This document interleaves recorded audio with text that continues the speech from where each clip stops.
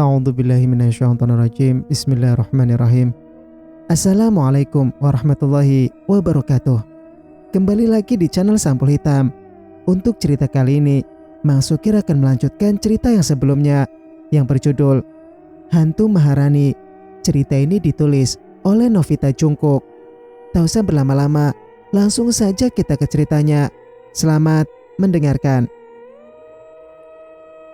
Singkat cerita, Mbah Kunchoro berjalan sambil menahan sesuatu di tubuhnya. Ia juga berulang kali mengernyit menahan sakit. Juragan yang baru sadar pun menatap heran, karena tak biasanya kakak seperguruannya kesakitan. Kalaupun terluka, paling sebentar saja dan kembali sembuh. "Sampean kenapa, Mbah?" tanya juragan heran. "Ini ulah gadis itu. Aku tidak tahu kenapa bisa begini," kesal Mbah Kunchoro. "Nyai Sari, apa luka darinya tidak bisa sembuh?" heran juragan.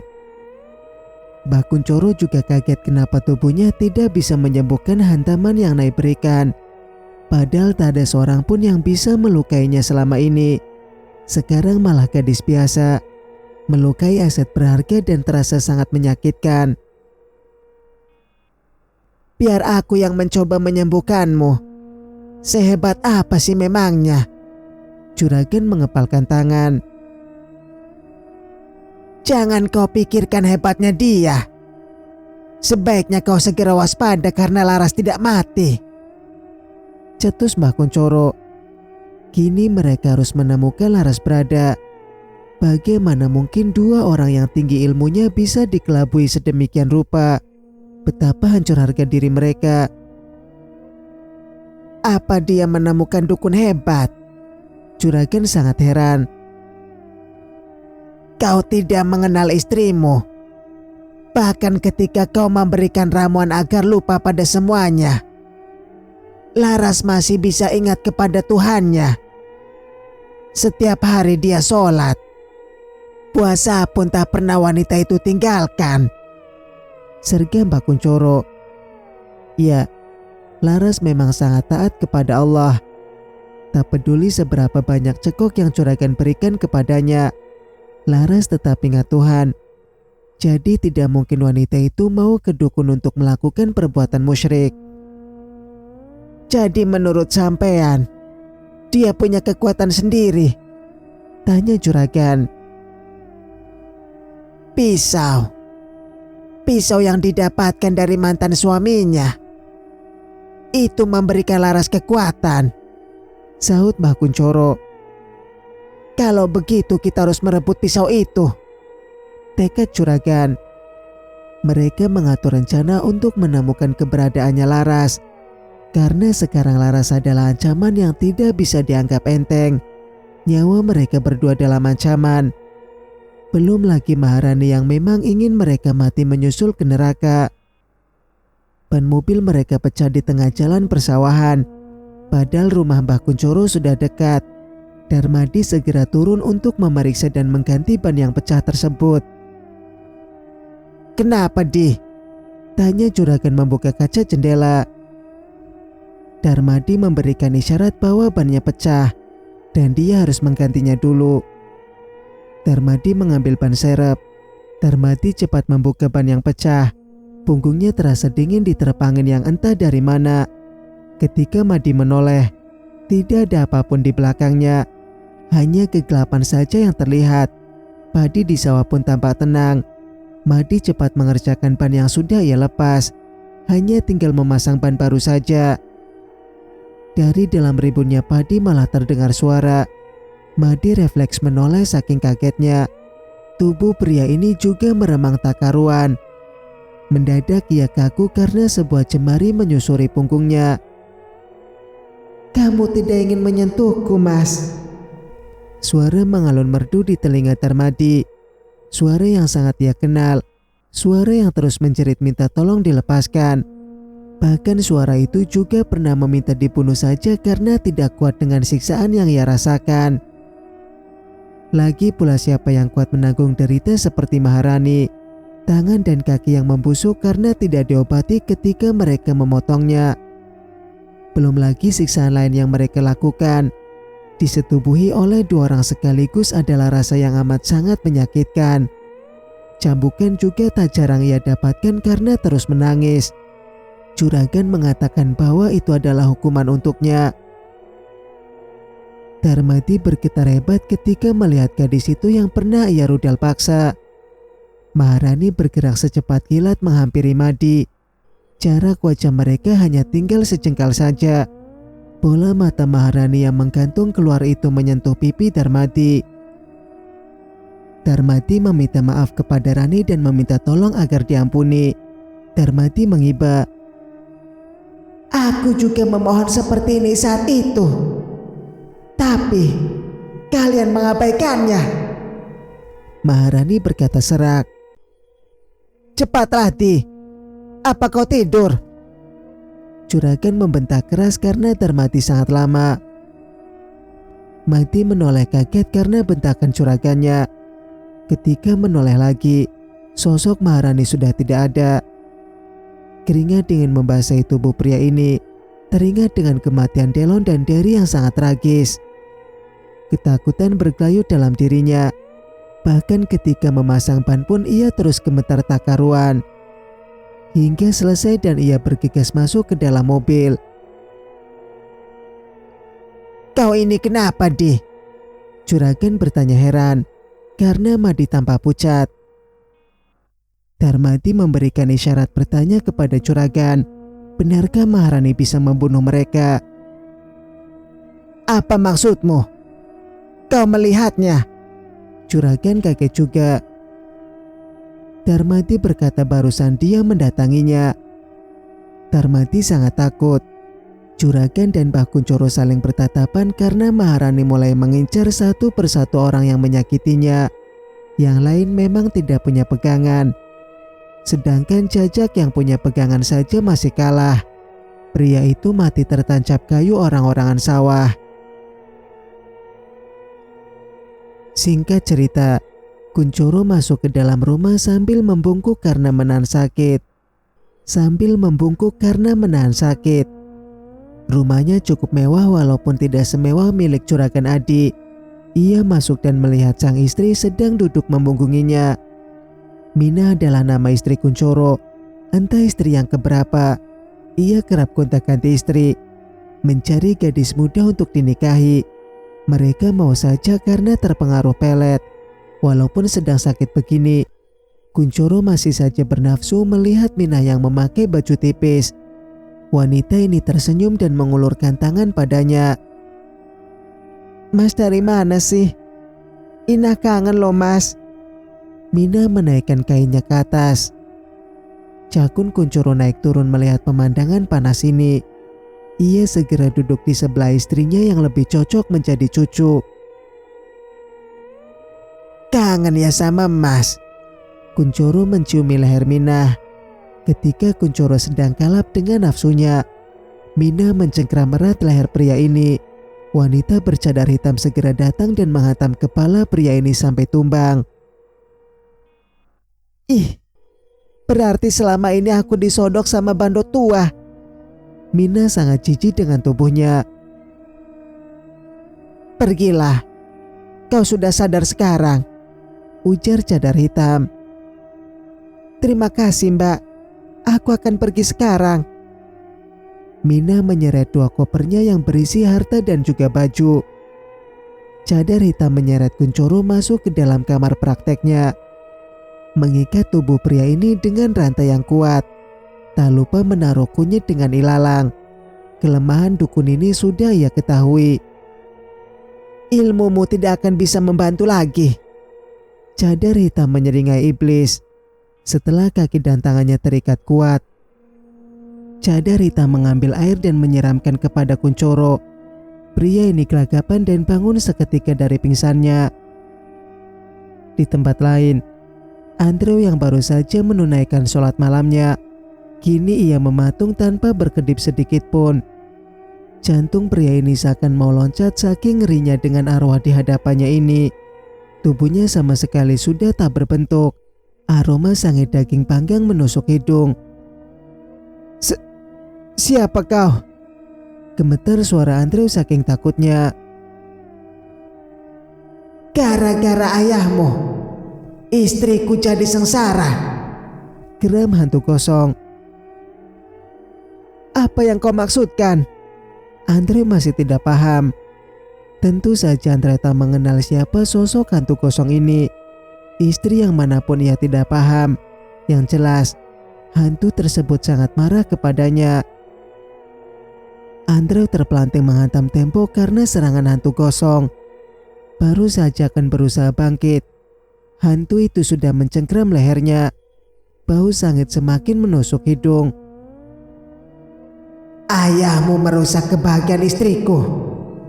Kau harus mati," teriak hantu kosong. "Lepaskan dia, Rahmat. Kau tidak berhak menghakiminya." Abah tiba-tiba datang membentak. Hantu gosong melepaskan Andrew yang sudah kesusahan bernafas. Tampaknya hantu gosong sangat takut kepada Abah. Ia hanya menunduk sambil menangis. "Urusan di dunia ini, kau sudah tidak berhak ikut campur. Kau hanyalah arwah gentayangan," Abah berkata tegas. "Aku mencari istriku, Bang. Di mana dia sekarang?" Hantu gosong berkata pedih. "Laras bukan manusia yang ingkar kepada Allah. Tentu saja kau tak akan bisa menemui arwahnya," sahut Abah. Hantu gosong menggelengkan kepalanya berulang kali. Bukannya ia tidak mencari arwah sang mantan istri. Rahmat sudah mencarinya, namun tidak bisa menemukan Laras. "Dia belum meninggal, Bang. Dia masih hidup," ujar hantu kosong. "Benarkah ibu masih hidup, Bah?" Andrew yang bersemangat. "Cukup. Lara sudah meninggal. Pergilah kau dari sini, Rahmat," bentak Abah. Hantu gosong perlahan pergi meninggalkan tempat ini. Wajah Abah mengeras karena terganggu dengan ucapan arwah Rahmat. Sedangkan Andre mulai gamang, ingin percaya bahwa ibunya masih hidup. Namun ia juga sudah melihat sendiri jasad Laras. "Tidurlah," Abah berkata dan meninggalkan Andrew. Namun Andrew mengabaikan ucapan Abah. Dia malah mengikuti Abah. Pria tua itu duduk di kursi goyang sambil matanya menerawang jauh.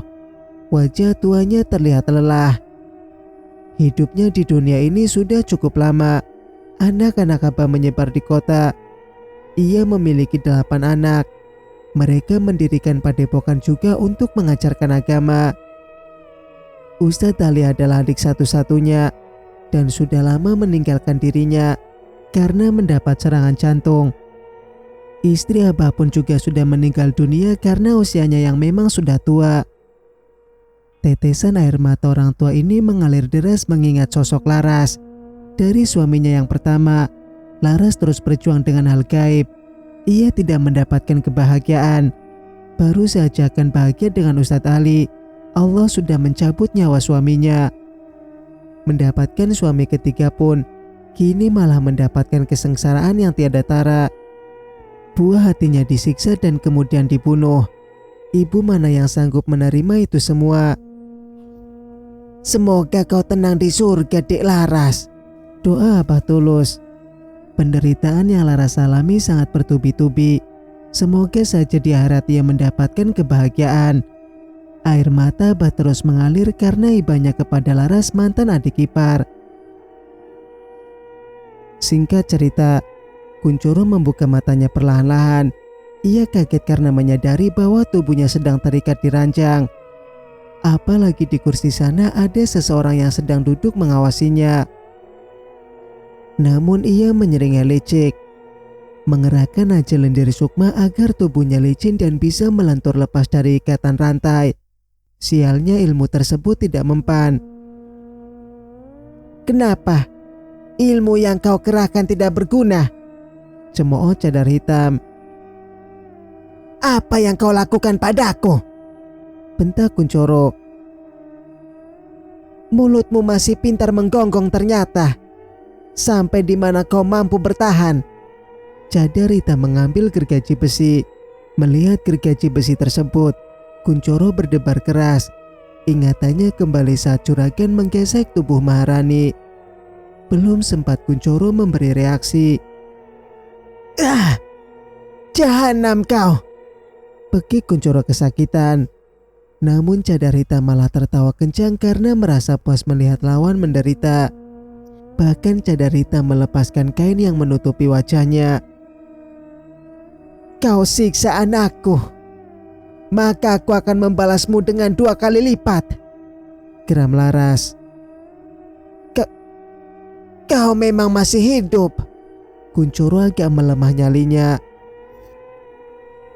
Aku tidak boleh mati sebelum membalaskan sakit yang putriku derita, seringai Laras. Tulang lengan Kunchoro Laras balikan melawan arah, sehingga berderak patah dan tulangnya mencuat dari dalam daging. Kau berharap ini akan sembuh karena ilmu yang kau miliki. Jangan berharap lebih, sialan. Laras langsung mengikatnya dengan rumput ilalang. Kelemahan ilmu Kunchoro adalah rumput ilalang yang telah kering. Laras mengetahuinya karena ia mendapatkan mimpi dari sang ayah yang telah tiada. Setelah guna-guna yang juragan berikan telah hilang, Laras kembali ditemui oleh arwah ayahnya. Selama ini juragan memang memberikan pagar agar Laras tidak bisa bertemu arwah yang bisa membantunya. Nyawamu ada di tanganku, tapi kau tenang saja. Aku tidak akan membunuhmu sekarang, ujar Laras. Jangan berlagak kau jalang. Kau tidak akan bisa menghabisi aku, Kunchoro berkata sombong. Laras tertawa terbahak-bahak dengan kesombongan dukun kurang ajar ini. Seolah tidak ada yang bisa mencabut nyawanya, bahkan Allah sekalipun. Kembali dukun Kunchoro meraung keras karena Laras menghujamkan linggis ke telapak tangan. Bukan hanya sekali saja, Laras memang berniat untuk membuang telapak tangan pria ini. Rasakan ini. Dengan tangan jahanamu kau menjamah putriku, teriak Laras kalap. Jalan kau Laras. Bahkan saat kesakitan pun, Kunchoro masih bisa memaki Laras. Seolah tidak ada kata maaf sedikit pun yang keluar dari mulutnya. Seolah tidak ada sedikit pun penyesalan dari pria tua ini.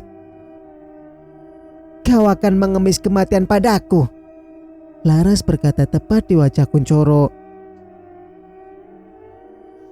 Kau boleh bangga hati sekarang, namun kau pasti akan kalah dariku, teriak Kunchoro di antara kesakitannya. Apa? Kau ingin membanggakan para antekmu? Ejek Laras. Kembali Kunchoro menjerit kesakitan ketika Laras menghujamkan pisau. Sengaja Laras tidak mengikat perut Kunchoro. Luka tersebut bisa pulih kembali walau hanya sekejap mata saja. Kau mungkin memang tidak bisa terluka, Kunchoro. Tapi kau akan merasakan penderitaan yang tiada habisnya, ujar Laras serius. Kunchoro terengah-engah menahan rasa sakitnya. Walau hanya sekejap mata sudah bisa pulih, namun rasa sakitnya terasa sangat nyata. Di tempat lain, Pak Mus duduk di hadapan Diki meringkuk seperti anak anjing. Hanya tinggal Dikilah putra satu-satunya. Tidak ada lagi yang menemani dirinya. Itu pun kalau masih bisa ia bernafas sampai besok.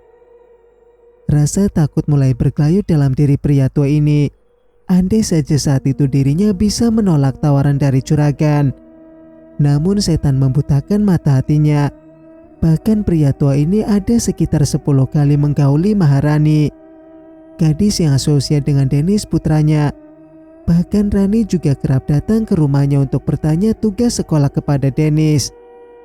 Pamus tetap tak punya iba kepadanya, seolah memang nafsu adalah urutan nomor 1 di dunia ini. keempat putranya telah pergi satu persatu meninggalkan dirinya. Pak Mus tidak menyesali hilangnya Dennis. Baginya, Dennis hanyalah beban dalam hidupnya. "Sebenarnya apa yang kamu lakukan, toh, Pak?" Bu Juli bertanya kepada suaminya. "Memangnya kenapa?" Pak Mus malah balik bertanya. "Kok kamu masih bisa nanya, toh? Kamu mikir ndak?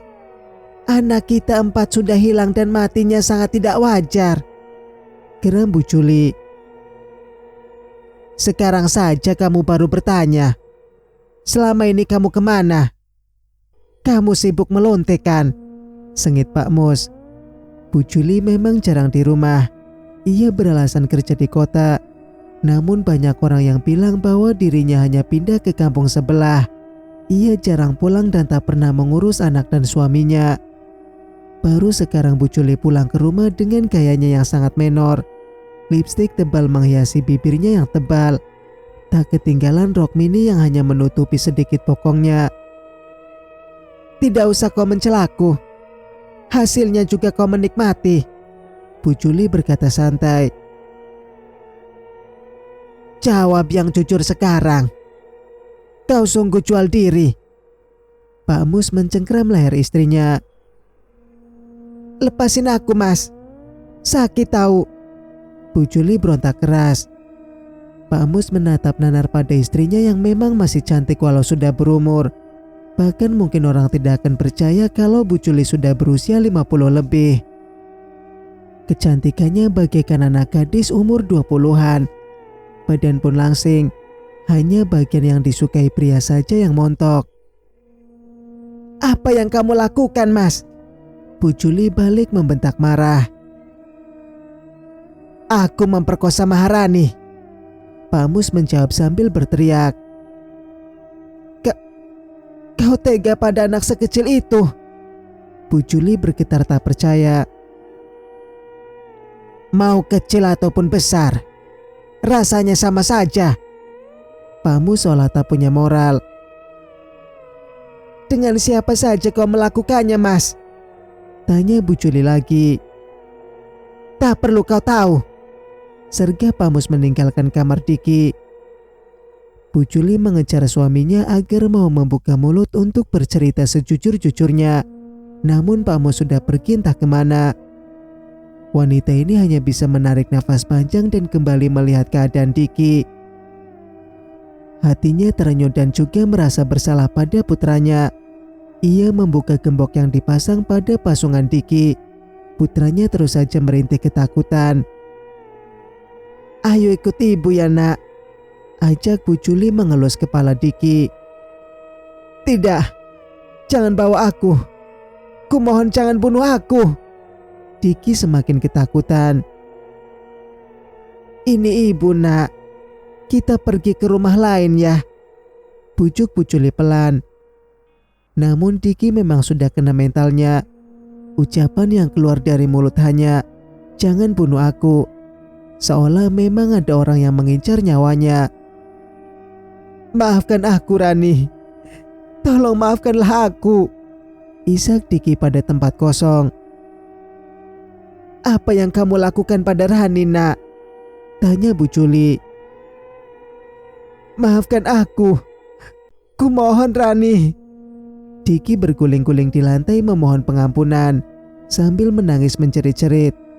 Bu Juli terpaksa sedikit menyeret Diki untuk keluar dari rumah. Keadaan Diki sudah semakin parah saja. Ia harus mendapat pengobatan yang tepat.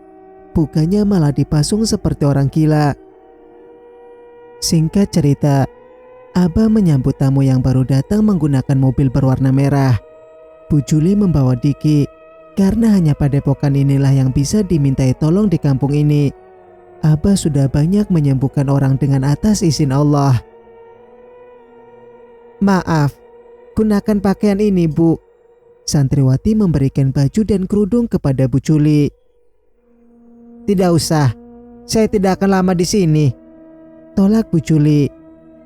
Wanita ini tidak mau menggunakan baju tertutup untuk menutupi auratnya.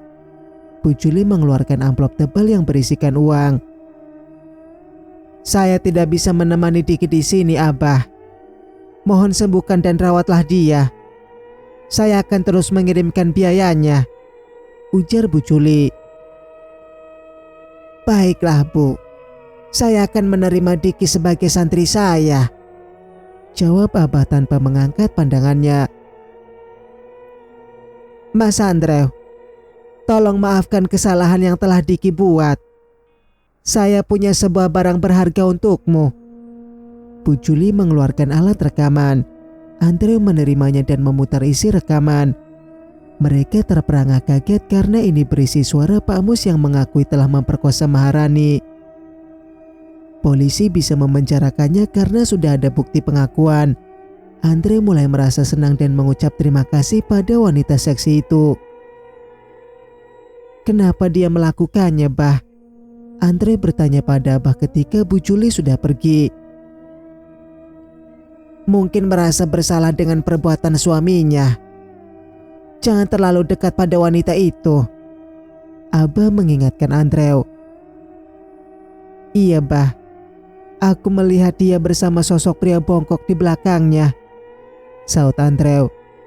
Abah mengangguk karena memang Bu Juli mempunyai pegangan. Tubuhnya juga penuh dengan susuk. Abah bisa melihatnya walau hanya satu kali kedipan saja. Aku akan ke kantor polisi, Bah. Pamit Andrew bersemangat. Pergilah. Hati-hati di jalan, saut Abah mengelus Andrew yang mencium tangannya. Assalamualaikum. Pamit Andrew segera pergi. Waalaikumsalam. Diki dibawa masuk ke dalam padepokan oleh Abah. Dimandikannya terlebih dahulu pemuda yang tampak sangat kumuh ini. Diki terlihat sangat pucat. Mereka cepat sekali geraknya, Bah. Lukas membuka suara. Iya. Saat sadar Diki bisa bicara kepada orang kampung. Hanya ketakutan yang tersimpan dalam pikiran pemuda ini, saut Abah memelas.